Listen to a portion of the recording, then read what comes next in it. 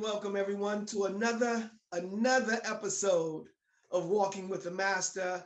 Well, sometimes you walk around corners and if it's one of those roads that you have to take quite often, you find yourself walking that again. And we're here again with another of the major artists, major trainers, major students of Dr. Moses Powell.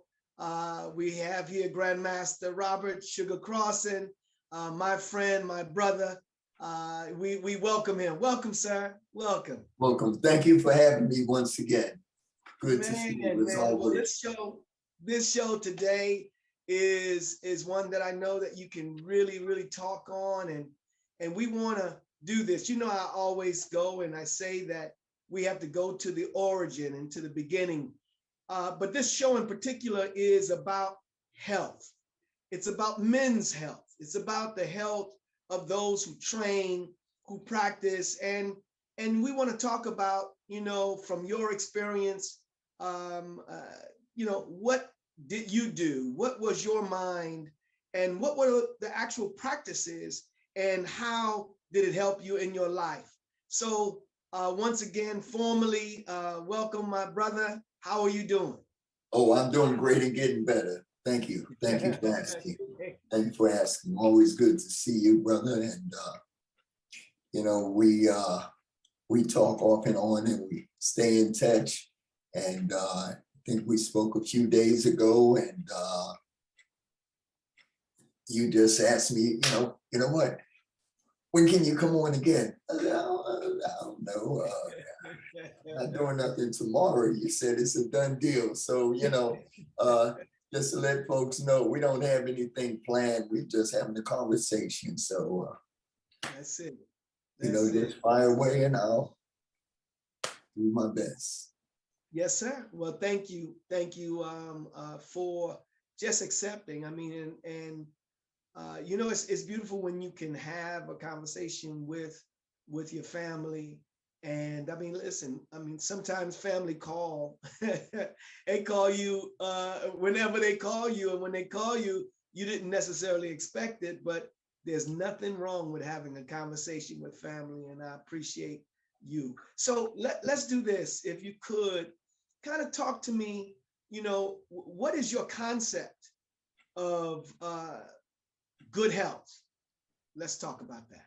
Well, I think good health it covers a variety of things, because we're talking about good physical health, we're talking about good mental health, and we're talking about good spiritual health. Okay. And I think the spiritual aspect is first and foremost, because once that's in place, and the other things come into play. But then in regards to the physical aspect, as you know, I basically train every day. At age 60, according to my friend Dougie Fresh, 60 great, so it's 68, but it's 60 great. Yes, sir. I've I've been blessed. I've been blessed. I've since a kid always kind of had this awareness of health and being strong, and I used to love the strong people, the strong guys. It was oh man, of course, we had Superman. He was strong. We had Hercules. He was strong. We had Samson. He was strong. I would look at these guys and I say, one day I'm gonna be like that. We even had Jack LaLanne. He was strong. And we had Mighty Mouse. Remember Mighty Mouse? Yeah, I remember Mighty Mouse. Yeah, because that might have been before your time. Anyway, yeah. But Mighty Mouse was a mouse that was flying around picking up buildings. He was kind of like Super Mouse. But even that, I was inspired, and I would see that, and I run around with my cape on. Here I am. And then as I got older, I appreciate Superman. I appreciate Mighty Mouse. I appreciate Jack LaLanne, Hercules, and Samson that I saw on TV. But the thing I saw was they all was not my skin tone. Even the cartoon, it was a different skin tone as I got older. And I said, man, where are the Black strong people, strong Supermans and all that. And as I got older, I realized they were in my dad, they were in Dr. Moses Powell, they were in our ancestors, but they wasn't shown on TV and projected as who they really were. They were projected as, well, that's a whole nother story. But oh man, I got so much to talk about, but I'm going to try to keep it down to a minimum because I know we don't have that much time. But anyway, since I was small, always was drawn to fitness. My dad, who was a sergeant in the Army and a hand-to-hand combatist, always tell folks who started me training at the age of 3, I would see him do push-ups, and he was always running. He carried my brother and I on his back, on his arms like this, and he's running, and just strength, feats of strength. And I didn't realize, years later, my sister told me when I was a teenager that my dad was actually a strong man in the circus. I was like, whoa. I said, Dad, why didn't you tell me? He said, that's in the past. He used to put someone in a chair and literally pick them up and put the chair in his mouth and hold the person sitting on the chair. Wow. And and then I said, wow, that's kind of crazy. But I remember seeing him do that. And I never talked about it much. I thought it was crazy that he could do that. And, he held it like this here and the person's in the chair. That was quite a dangerous feat. I haven't seen it since then, but yeah, so I've always been an advocate of just being in shape, being healthy. And since I was a kid, whether it was going to Betsy Head Pool, whether it was going to Prospect Park with my brother and friends, and we'd run around and run down the hill to the zoo and come back up and go on the other side. And, we were always moving. And, back then it was different from what it is now. A lot of the kids and the youth, they're into the computers, they're into the gaming, they're into just sitting home and, they're on their phones and stuff, and they're not getting the exercise or exercise like we used to as kids. So as I fast forward, as I grew into a young man, and even through my teen years, I always was aware of being healthy. And I said, I want to be around a long time. I said, I want to be around. And when I get to be an old man, when I turn 40, that was old back then, because they used to say 30 was over the hill, but 30 is not even seeing the hill yet. You just getting to the hill to climb up, over the hill. Yeah. But anyway, yeah, so I said, when I turn about 40, I still want to be able to do cartwheels and all that. And lo and behold, I'm still doing cartwheels. And, I still can do a lot of what I used to do, but I've really geared myself to just being more health conscious, just staying in shape and doing what needs to be done to not only look better, but to feel better and to be better. I have become somewhat of an advocate as far as wherever I may travel throughout the world. I talk to men and I try to encourage them to monitor their health, because as you know, Brother Abdul, we're just dropping off like flies, the brothers, the martial artists, non-martial artists just dropping. And, we got to really, really, really get, no BS. We got to get serious about this, because you can't half step and say, oh, well, I'll be okay. I'll do a little of this and a little of that. It won't affect me that much. No, you got to be proactive. You got to get those, whether it's the colonoscopy, whether it's getting, your prostate check, your cholesterol, your glucose, all these things. Even your teeth, because I learned some years ago that, when the plaque builds up in your teeth, it can get in your bloodstream and it can eventually cause you to have a heart attack or a stroke, because it clogs up the arteries, and I've heard that. I said, I believe it. My dentist told me that. I said, hey, well, even if it's not true, it's a good thing to take care of your hygiene, you know, your body, your mouth, and just in general. So Let me what ask was the you. question? Let me ask you this, Grandmaster. The, you know, facing, you know, the norms of people who don't do it, and you were around a lot of people and whatnot. Did you ever feel challenged to just maintain and continue? Because I've not known you to be outside of being in shape. You know, I've never known you to be out of shape, if you will. But did you have the challenges that people have to keep on and stay true to your training? Yes, I did. And it was challenges that presented itself in a mental and emotional and psychological form, because at an early age, my mother passed.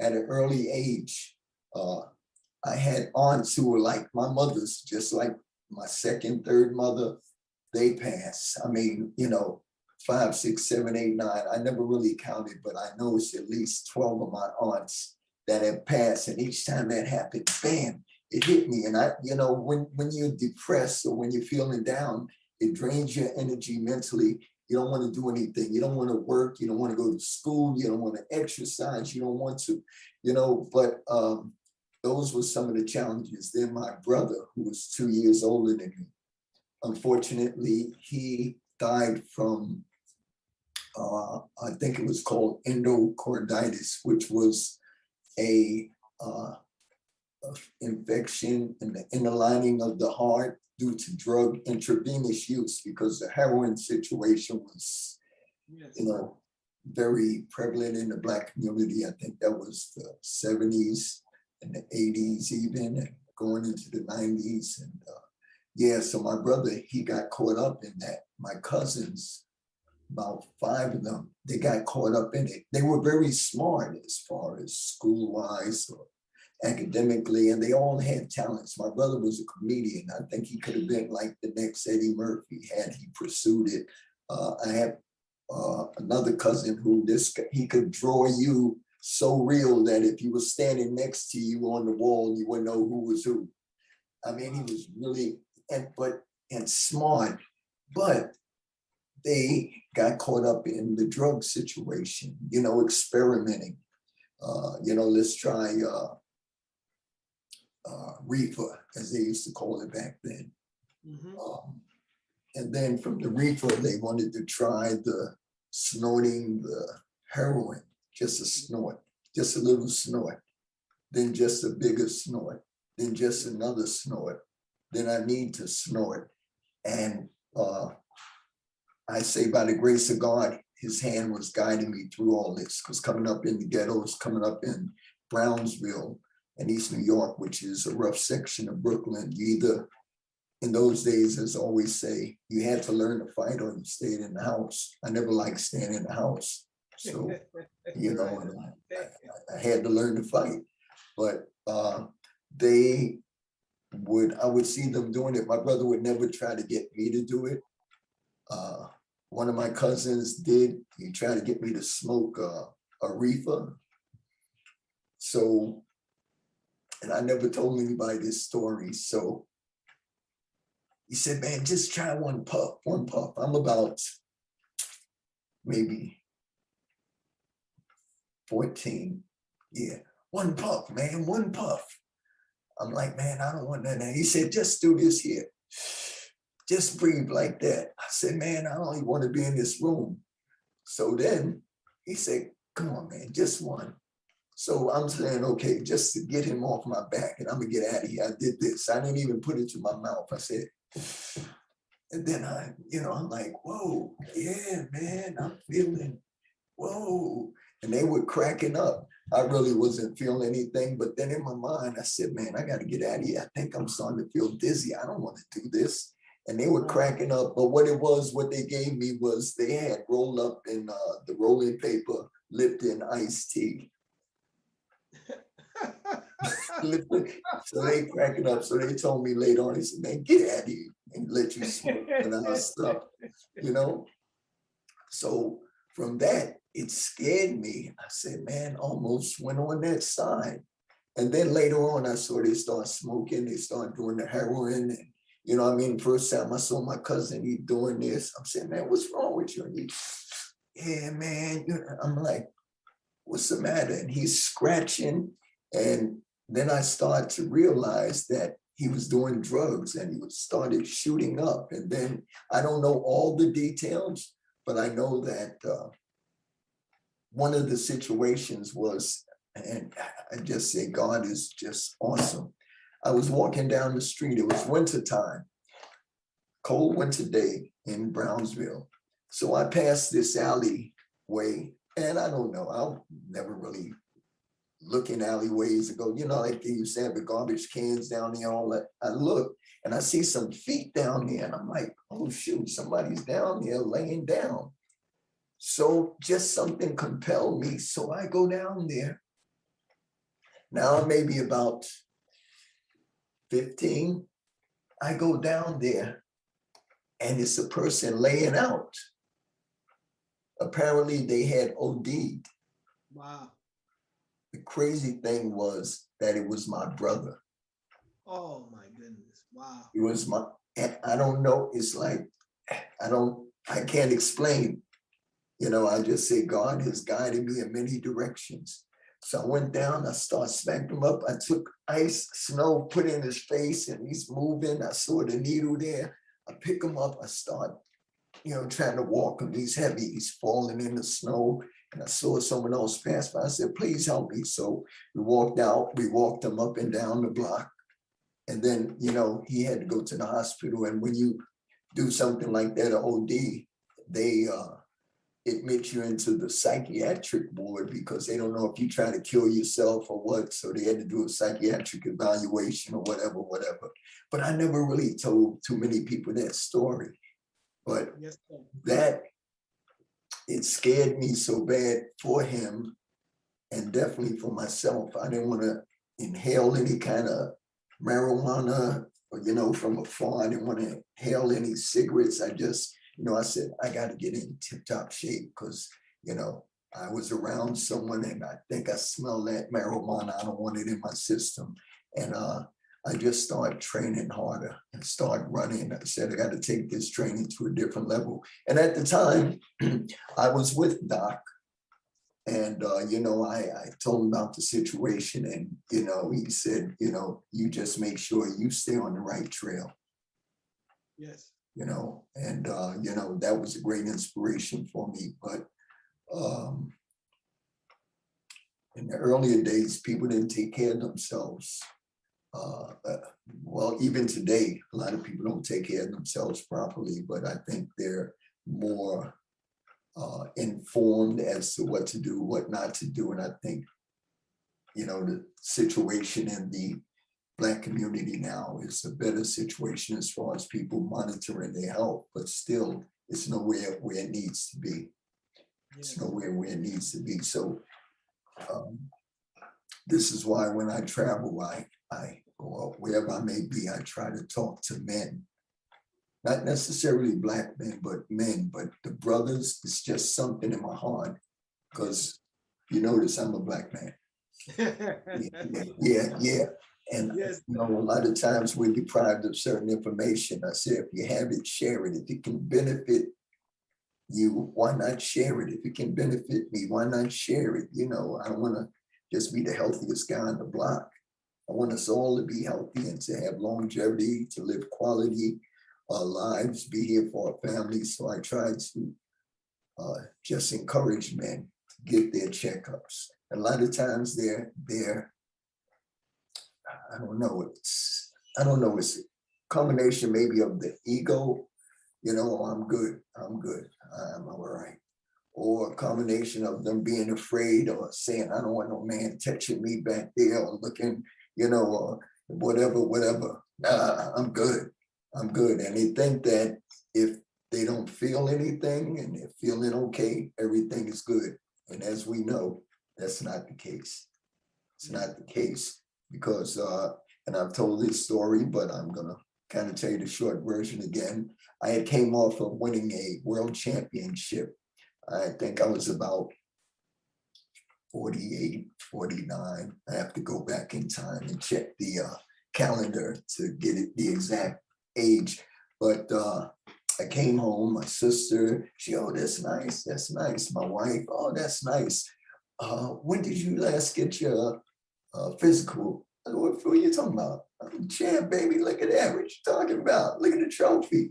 Anyway, long story short, I went, I said, I'm gonna buckle down, let me go do this, because, you know, I gotta get that real physical where they, you know, check you out back there and everything from head to toe.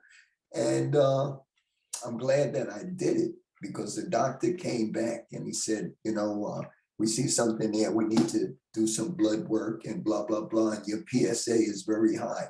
I didn't know what PSA meant at the time, but I said, okay, let's do it.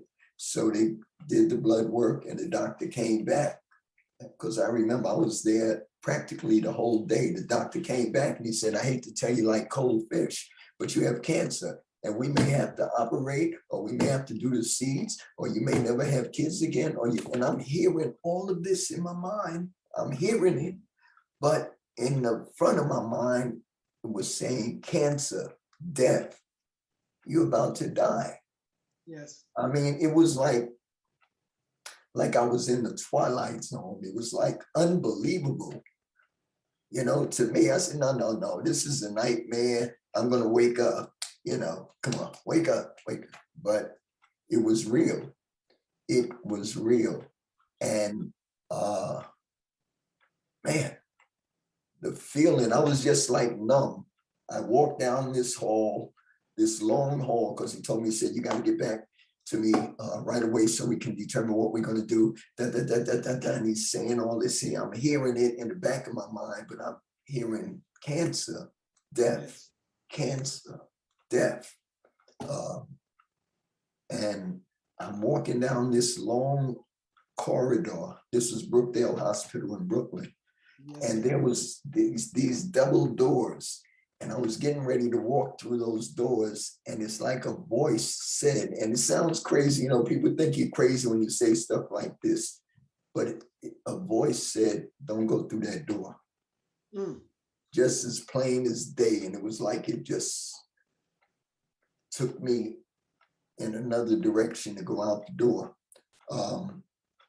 So anyway, long story, getting back to that, I found out that that door was the room, because I had eventually went back to Brookdale. I couldn't even go in there, you know, my brain was just so messed up. But that door, I said, what the hell is, and I looked there, that was the room, the exact room.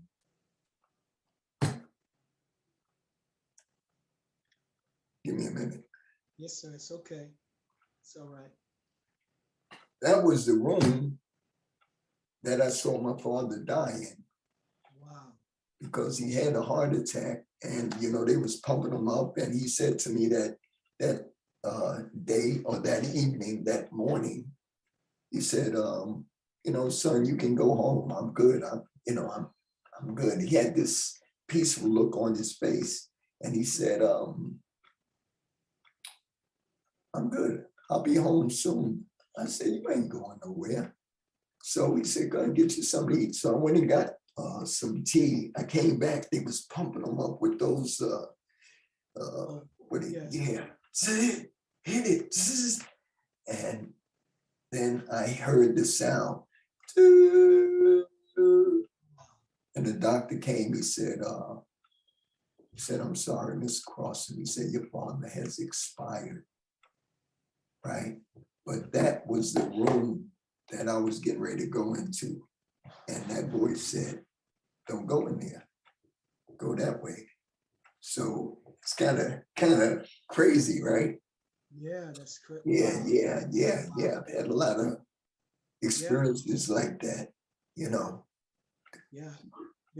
Just guided me, you know. And I so many different things that I have been through. And like that situation. That was a time that I didn't feel like training, or the average person wouldn't feel like training. I think, I'm going too fast. I wound up getting the help. I went immediately. I got some other opinions, and the chief, he was one of the chief medical people dealing, with cancer. It wasn't the same person that I, originally went to, but they got my information. They looked at the CAT scans and all the MRIs and all. He said, yeah. He said, you do have traces. He said, but we need to pinpoint exactly what's what. He said, but to tell you the truth, no. I said, is this a death sentence, doc? He said, by no means. He said, the good thing is that you came in early, and to tell you the truth, we'll be able to take care of this, and it's not going to be that extensive. And, he said, we'll talk about the different options. And he was very calm, and I was very relieved from that. But before I saw him, when I went out, I was just stressed. I was like, I don't even know if I was stressed. I was in another world. Like, I wasn't there, but I was there. It was like just my eyes was there in my brain, and I'm thinking death, and I'm walking, and I walked about 5 blocks down Rockaway Parkway and realized that I had left my car there, because I wasn't even really there, So yeah. So I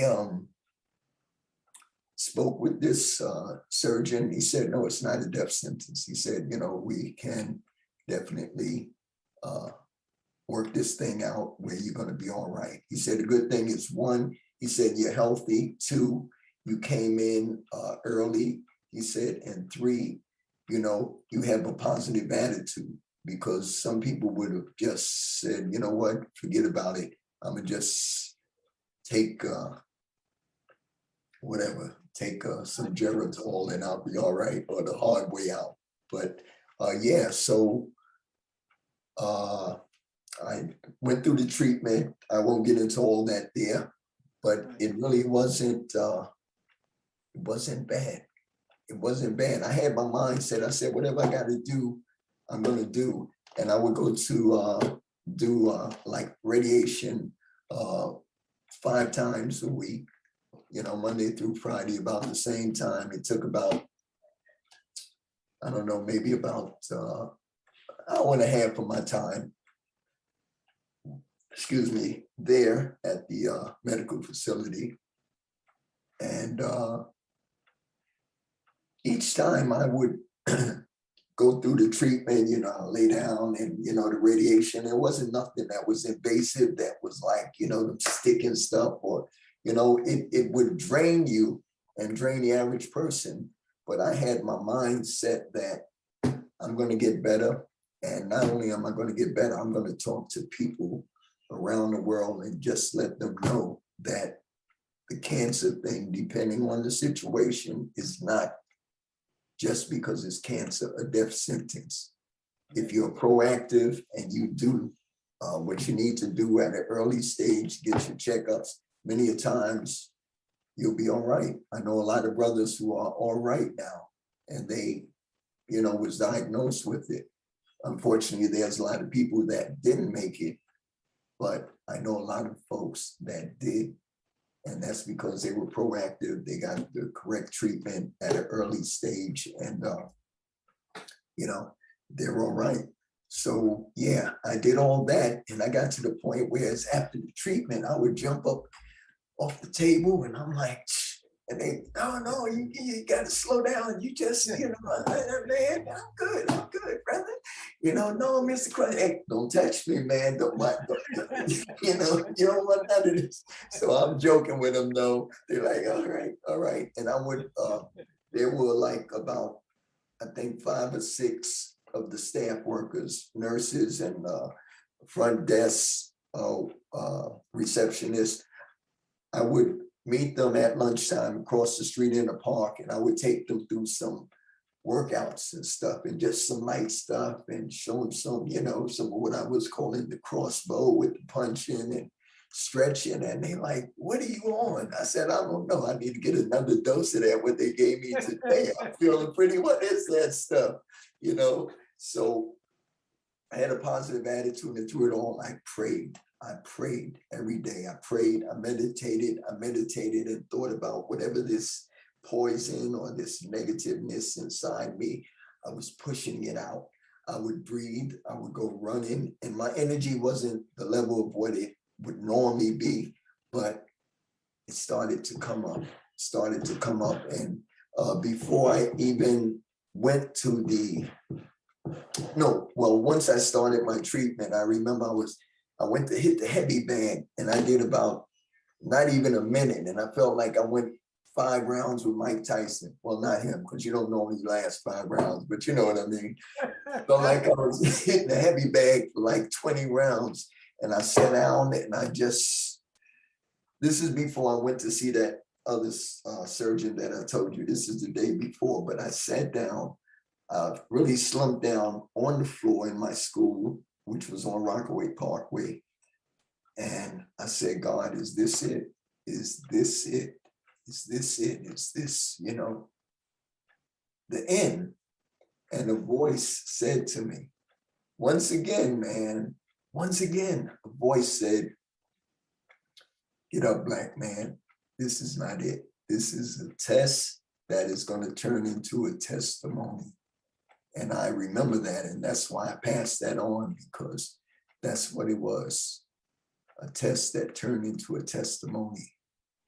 And it was the trials and tribulations that it made me stronger, So I have a story to tell, and that was like 18 years ago about it. And, feeling good, everything's good. I get my annual checkups or my semi-annual, or whenever I get I'll just go to the doctor. He said, "When you here 2 months ago?" "Yeah, doc, I'm here again. Come on." Just, get the blood checked and all that or whatever. So I stay up on it, feeling good, everything's good.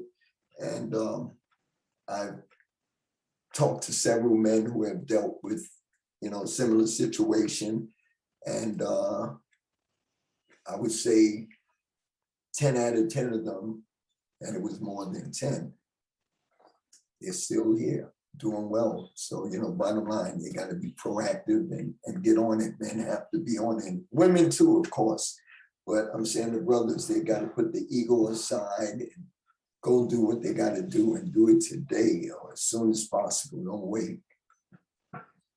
Yes. I can tell you about this story all day, but yeah, that's part of it. Man, well, it's not a story to just run past and whatnot. So it's a very powerful story. It has so much in it. It's inspiring to, it's got to be inspiring to everybody. I know it's inspiring to me.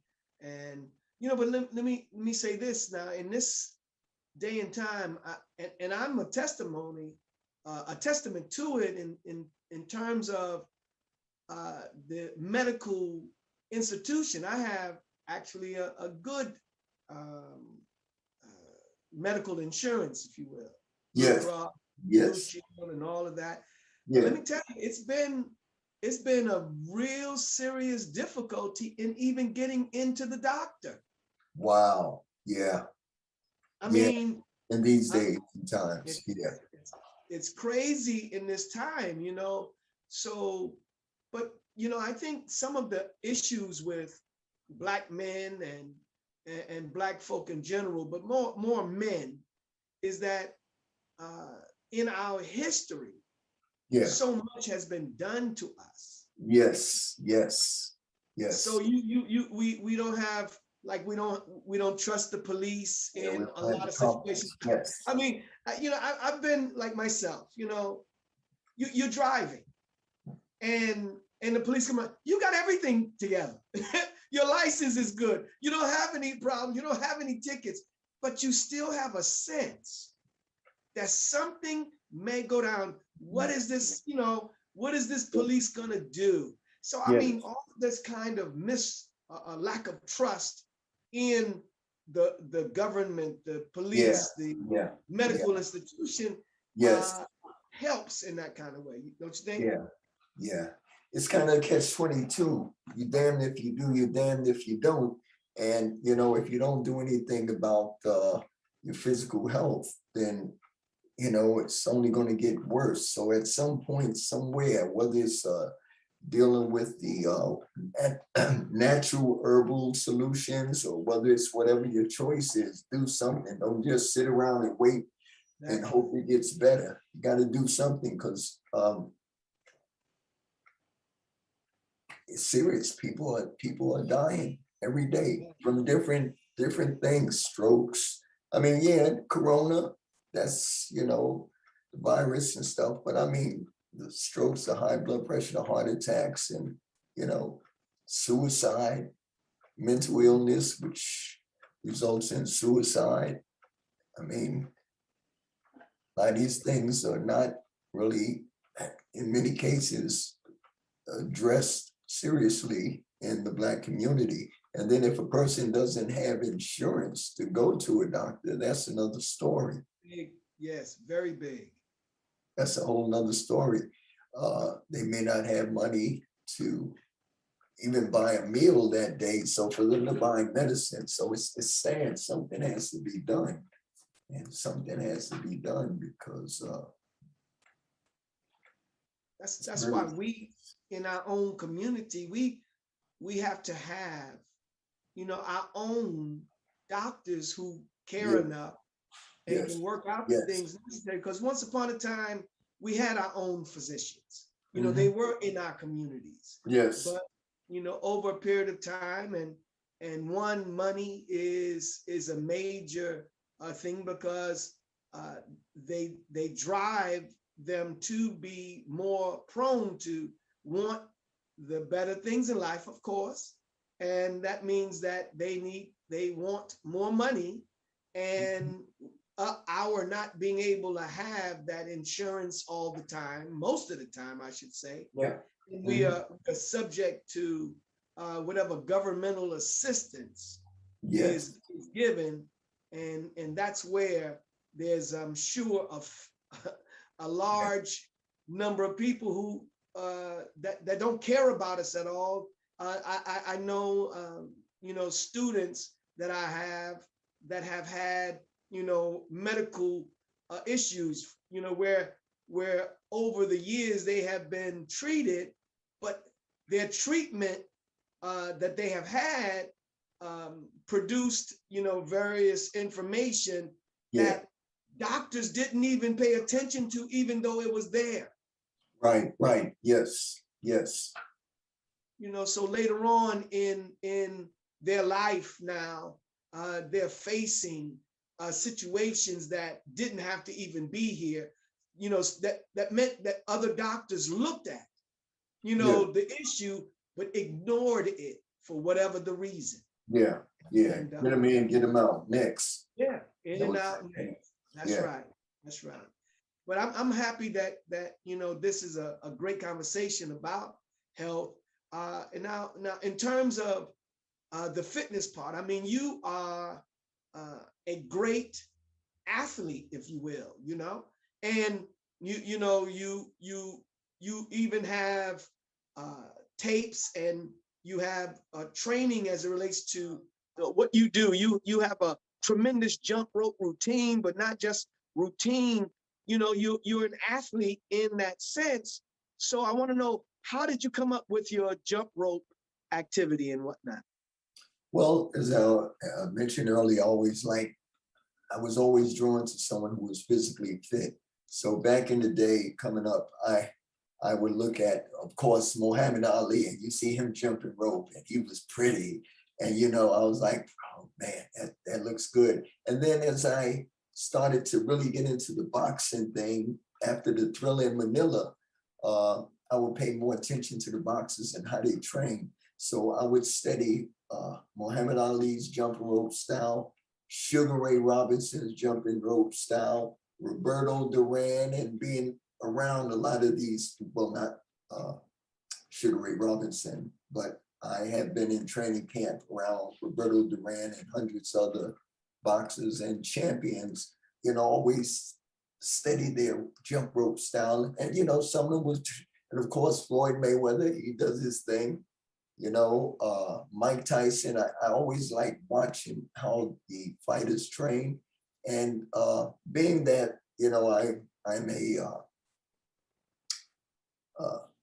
I don't like to say former, I'm a world champion in That's weapons. right. That's right. Weapons. And I used to do the 3 sections and the chain whip and all that. And I was never taught that. I would just create stuff, you know. And I think I got some of the technique of spinning from my mother spinning that belt. She was the original Bruce Lee. I'm like, man, okay, I gotta learn that. Yeah, but jump rope, always liked it, but there was a time when I had injured my back, and I was getting ready to start training for the what was it, Battle of the Zodiac, some big championship, and my back just started acting up and it went out. And I think it was from me moving stuff. I don't even remember what happened. And I couldn't do much. And I was frustrated, but I happened to be in the dojo. I'm trying to clean up a little bit. I saw a jump rope. So I said, man, I wonder if I could do at least something. So I did one jump and I got over the rope. I felt the pain, but I said, well, let me see if I could jump soft. And I jumped. I started jumping. That's before I started learning doing all the trick stuff. Just started jumping.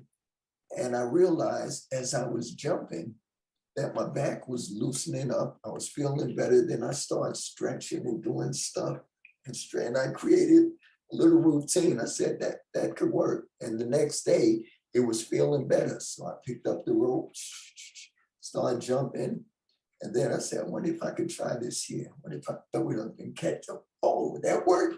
And from there, I just fell in love with the jump rope. And I started jumping rope every day, 2-3 times a day, or whenever I would take it with me when I would travel. I would jump, skip rope in my hotel room, be in the airport, and I'm on the side, jumping rope. And as I continued, I just got better at it and I started creating stuff. And I realized this could be not only a dynamic workout, but it could do something. It could be something that could help hundreds of thousands of people to get in shape without having to, you know, invest in weights, or if you can't get to the gym, or, you know, if you got a little space, you can do it. So I was just so intrigued and I started to really take note of the different movements that I was doing, because at one time I was just doing it. I said, man, I need to make some notes on that. So that's going to be the sugar cane hop. That's going to be the sweet kick, that, you know, and I just kept doing it. I got better and better and better. And I'm looking to do the jump rope for fun and fitness series of, you know, about 3 different videos on jumping rope for fun and fitness. And that's part of that. And I don't know, I just sent out 5 ropes today, but it's a great thing. It's a great thing. So that's how I really got serious into jumping rope. And even today, I look at different individuals. They have different styles. Different people do different things, and it's just a great way to, you know, get in shape and stay in shape. So I got some stuff coming. I'm working on it. Yes. But as far as the health thing, you know, I even, you know, and I'm not knocking anybody or trying to bash anybody, but, you know, we got a lot of martial artists out here, the senseis, the senpais, the Grand Masters, the hanshis and all that. And my thing is, we have to lead by example. Okay, you can tell someone to knock out 10 sit-ups, but are you able to do 10? You know, and if not, be truthful with yourself. get on it and stop talking about what you used to do when you was 18. You know, I'm 60 great. And for my birthday, on my birthday, I did 668 sit-ups straight. Now, you know, that's the thing I got from Jack LaLanne, because every birthday he would do some pull a barge with his teeth or something crazy. But yeah, that's a representation and celebration of my 68 years here on the planet. And as I'm doing that, I'm giving thanks and praise to the Creator for giving me the strength, the guidance, willpower, determination, the ability, and life to be able to do one sit-up, more or less 668. So I want to encourage folks through what I do. You know, I'm not trying to show off or show, you know, I'm very, no. I want to, with what I'm doing now, because, you know, the body is the temple, and I want to keep this temple strong, and I want this temple to represent the Creator, you know, so I want people to see the Creator's works in me and be inspired to continue to train, continue to improve themselves. And if they haven't worked out in years, you know, start off slow. I'm working on it. I'm working on it diligently. I'm working on my book. Can't show you too much. It's called, it's, you know, fitness for everyday people and stuff. So I'm just giving some basic tips on how to get in shape. No hardcore crazy stuff where you got to go lift 1,000 pounds, run 100 miles, just some basic stuff, you know, to start from scratch. I always talk about donuts, but imagine if you're eating 6 donuts a day, you know. I'm not going to say stop eating the donuts, but I'm going to say try to just eat 5 a day for now, and then go to 4, 3, 2, and then maybe just go a day without it. You know, start slow, do what you can. So that's what my book is gonna be about, in approaching the mental, spiritual, philosophical, emotional aspects of getting in shape, because it's emotional too. People are sometimes depressed because they put on weight, and to kind of suppress that depression, they'll eat more food. It's like the guy who was so worried because he smoked so much. He said, I'm just worried. And to relieve his worriness, he smoked a cigarette. You know, it's like, yeah. So, oh man, it's just so much, but I don't want to tell everything because they might not buy the book when it comes out. you know, but yeah. So as I was saying before you continue, brother. So, and like I said, I'm not bashing nobody, and I'm talking to the students, I'm talking to the instructors, you know, do it for you. Do it for you. And if you are an instructor and a teacher and you are not in shape and you're telling someone else to get in shape, or you're not fitting the part, that don't mean you gotta be small and slim and trim, but you have to represent. If I tell the student, give me 5 push-ups, you could bet I'm going to be able to do at least 7. You know, I'm going to demonstrate. Okay, knock it out. But I'm not going to tell you to do something that I can't do. Now, some people may have injuries and they can't do certain things, and they're coaches. Okay, that's cool. But still, outside of teaching, be the best version of you that you can. Take care of yourself. There's always something you can do to improve your health, your situation. You know, eating differently, thinking differently. You know, I don't care if you can blink, no, not blink your eyes, but if you can move your hands like this, you can do some exercises. We can do something. If you can walk, you're ahead of the game. And if you know, it depends on your situation, but if nothing else, start thinking about being in better shape.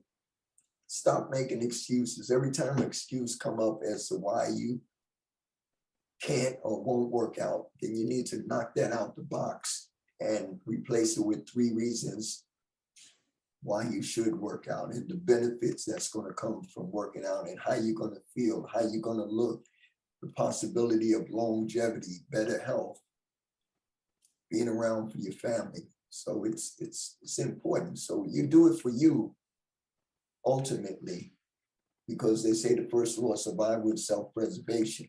But then you do it for your loved ones, you know, don't be selfish, take care of yourself, you know, so we can all represent. And the brothers out there who are not training the way they're supposed to, and saying, oh, you know, because of the virus thing, the corona thing going on, I'm not able, nah, you can still train. You can do some basic push-ups, some basic sit-ups, get in the house, punch, kick, do something, work that cardio. And if you can't do what you normally would do, throwing people around or whatever, then, you know, if you can, go to the park and walk. Go to the park, use your, well, I don't want to get into this because it's very controversial, but I wear my mask. Yes, sir. Right? I use the 6 feet law. You don't stay 6 feet back. You have to call the law. 6 feet, but step back. So, you know. Yeah. So I'm saying do something, be encouraged. And you know, that laziness, you get that lazy feeling when you're not working out after a while. Maybe tomorrow I just don't feel like it. It's not a matter of what you feel like, it's a matter of what you have to do in order to be here for your family, to live a quality life, to be able to do the things that you want to do, whether it's when this pandemic is up and over. I don't know when that will be, but I know God is working in his way and his time. And I have the faith that one day everything's going to be all right somehow. But in the meantime, keep on working.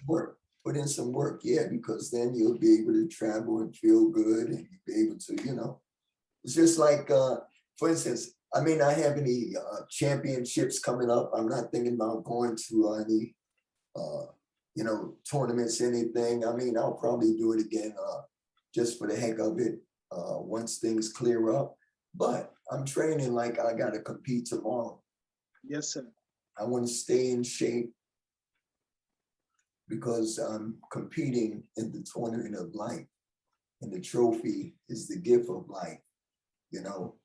So every day is a competition, you know, a competition to get better with myself, to help others, see if I can beat what I did yesterday, and, you know, keep it moving.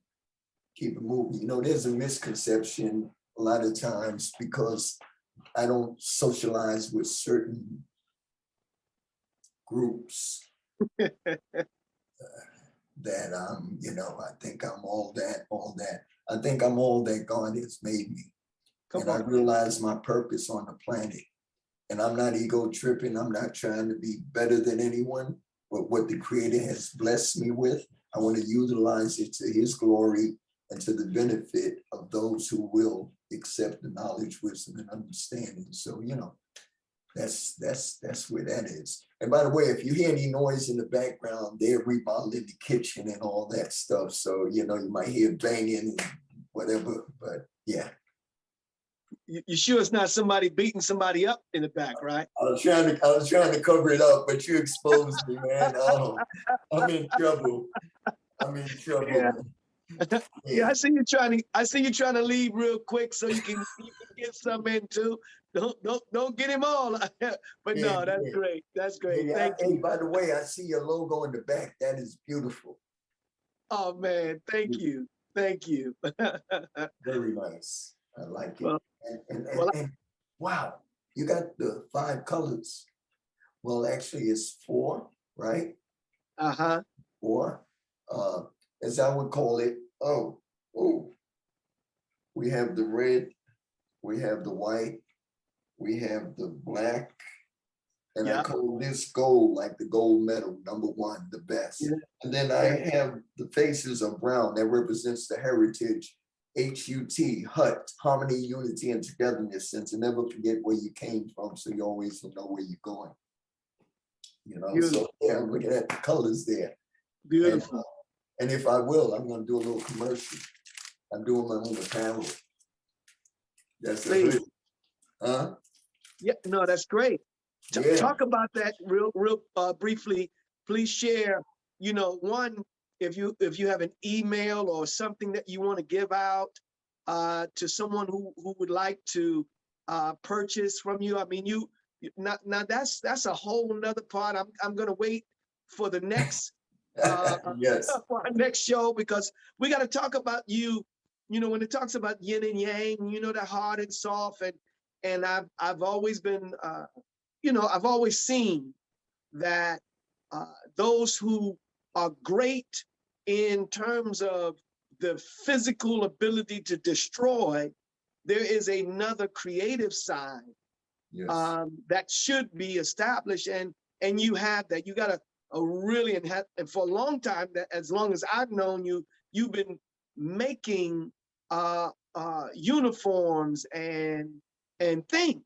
You've been doing that. Yeah. So that's that creative side, which is really beautiful, and that's a conversation in and of itself, you know. But I'd Yes. like you to just share, you know, anything that you are doing that, you know, someone can benefit from, and you can benefit from. Please Okay. share. I thank you. Yeah. Let's see that. Yeah. That's this is super extra large for one of my students, but just to, you know, I took on this venture and I've learned how to do this, and this is a little wrinkled, but Nice. yeah. So man, I'm growing. Nice. I'm growing. I'm growing. One more, since I got you on here. Uh-huh. Yeah. Yeah, I think it says something on the back there. I don't know, jujitsu life, but yeah. So that, but another thing that I've been doing some one-on-one personal Zoom classes, and just learning some boxing techniques and techniques to help improve the hand speed. You know, it's none of the throwing and stuff that we love doing, but something that anybody can do at home. And I don't, right now I'm not doing group classes. I'm just doing some one-on-one, but it's only for people that are seriously interested in learning and improving. And I'm sharing some of the different secrets that have helped me to stay in shape, you know, over the years and continue to get in shape. And my thought usually when I get up is, man, I need to step this game up. I need to get in better shape. People be looking at me like I'm crazy. What better shape can you get? I don't know. Maybe mentally I can feel better about it. I just gotta keep striving. You know, I don't believe, you know, they say that some people are perfectionists, but I believe that you can strive for perfection, but never reach perfect, because you can always continue to improve and be better. But yeah, so much, like you said, we'll have to do it the next next session. But my email address is crossonrobert@yahoo.com. CROSSONROBERT@yahoo.com. And yeah, I mean, if there's some serious folks out there that might want to get a little Zoom training, I know you're doing some fantastic things online as well. Is that correct? That's Yes, sir. Yes, sir. yes, Absolutely. yes, absolutely. This is your show. This is your show, and we want them to know what is happening with you, and we want them to be in touch with you. So, as you just mentioned, you know, you know, definitely reach out for Grand Master Crosson so that he can, I mean, like he said, be serious about it. Don't call this to shoot the breeze. Call because you want something that he's able to give. That's right. And I think my Instagram is Sugar Crosson on Instagram. Yeah, so you can hit me up there, DM me or whatever. I'm learning all these terminologies. DM. Yeah. Yes, right. Yeah. Right. You know, someone told me, says, you have to get IG. Yeah. IG. What's, you know, I was in corrections. I was an officer in the corrections, and we had an IG department, in, you know, inmate grievance. So I said, no, that's not. No, they said no, Instagram. I said, oh, okay, I got it. Man, yeah. I'm just learning all this slang stuff, but yeah. So Instagram Live, and I'm doing something every Monday at the Real Dougie Fresh My good friend Dougie Fresh, world's greatest entertainer, as he's known as. He just had an album come out also yesterday. Oh, Go nice. Go. Go Go. It's pretty nice. I heard it. It's yeah, he's getting ready to do some things. But we do something called 6-minute workout every Monday. And it's a nice, easy workout. Nothing really hard. It's not for the, big buff guys who trying to lift 1,000 pounds, but it's just to kind of get you motivated to get in shape and to get you moving and to just share some knowledge on how you can improve your health. And it's a nice little piece. It's a nice little piece. So that's every Monday at 11 o'clock Eastern time. So yeah. And how do they? Oh, okay. So they can, yes. I'm sorry. They would have to go on Instagram Live and go to the Real Dougie Fresh. Got it. Yeah, and I think if they go on my Instagram, I have some of the episodes, so to speak, on there. Some of what we do, and they can pull that up and see what's going on. And I'm also going to be posting some different things about which I've always done, but I want to step it up about just different basic exercises that you can do to begin the process or continue the process of getting in shape, getting in better shape, and then taking it to the next level. Because pretty much what I do, I mean, I've been around and I have trained professional athletes. I've been around some of the top fighters in the world, like Muhammad Ali in the day, Mike Tyson, Zab Judah, Roberto Duran. It goes on. And I've been able to share some stuff with a few of them. And I've learned so much stuff from each of them. So, I still have that here, and I'm carrying that to bring to the folks who are interested in learning, So, yeah.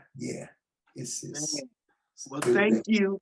Thank yes. you, Grand Master, for your time, your patience, and your heart, and sharing, the things that you shared. Very inspiring episode, because you're an inspiring brother, and I appreciate you and for what you have contributed and what you continue to contribute.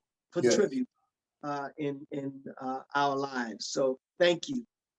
Thank you. I appreciate you, brother. And as always, I thank you so much for giving me this opportunity to be on this platform to share this information. And hopefully somebody out there will benefit from it because, knowledge is life, and the wisdom and understanding that you receive from different individuals like yourself and oh man, I can't even say it, the minister, oh my goodness, that's deep. Yeah, then you can benefit. So like there's a saying, your health is what? Your wealth, right? Yes. So it's like, if this is your, this is you, this is your health. You take your health and you get tight with it, right? Tight with that health. And then you take that health and you just concentrate and you focus. That health can turn into wealth. Oh yeah.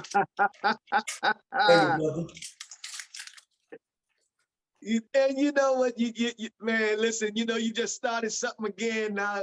I feel like going 2 hours with you because we didn't even get to the side of the man with I don't even want to say tricks with I don't know what would I say.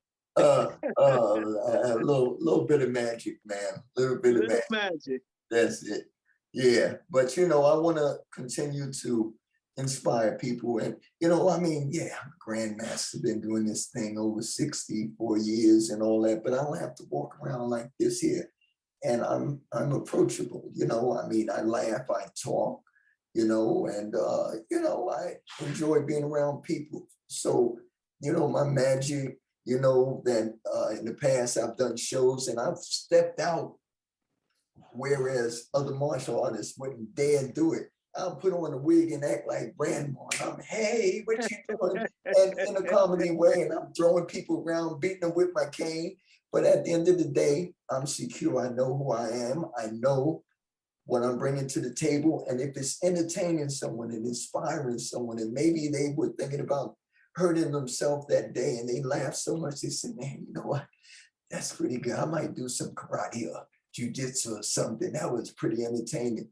Then, hey, that's what it's about, man. So I'm going to enjoy life from this point on. I have decided that I'm going to be as happy as I can. I'm going to help as many as I can. And I'm going to just continue on this journey to get as fit as I can. So I'm going to go do a workout now because it's past time. So, you know, and some of you folks out there, I need you to do me a favor because I don't have time to do this now because it's a little late. I'm going to get my workout in, but I will not be able to do my 250 sit-ups that I normally do in my workout. So if you would do that for me, lend it to me and I'll pay you back when I see you. That's all. Come on, that's what I'm talking about. Awesome, awesome. Well, thank you very much for your sharing. Man, love you. My pleasure. Likewise, us. Peace and love. Yeah. Every student of a master here today, you reflect your master teacher. You want to walk like him. You want to talk like her. But you start by having an object in front of you that you admire.